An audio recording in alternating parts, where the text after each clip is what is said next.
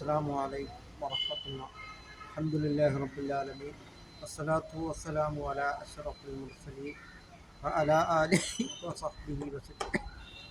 വിശുദ്ധമായ ഇസ്ലാമിൽ ഏറ്റവും അഫ്ളലായിട്ടുള്ളൊരു കാര്യമാണ് സ്വലാത്തു ബി അവ്വലി വഖ്തിഹ.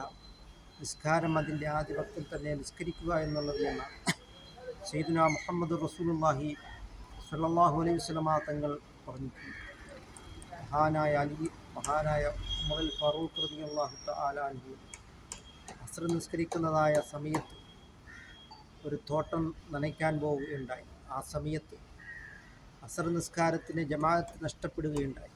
ആ സമയത്ത് സയ്യിദുനാ ഉമറുൽ ഫാറൂഖ് റളിയല്ലാഹു തആല അൻഹു തൻ്റെ അസ്ർ നിസ്കാരത്തിന് കാരണക്കാരനായ ആ തോട്ടത്തെ പിന്നീട് അത് പാവങ്ങൾക്ക് വേണ്ടി ദാനം ചെയ്യുകയാണ് ചെയ്തിട്ടുള്ളത്.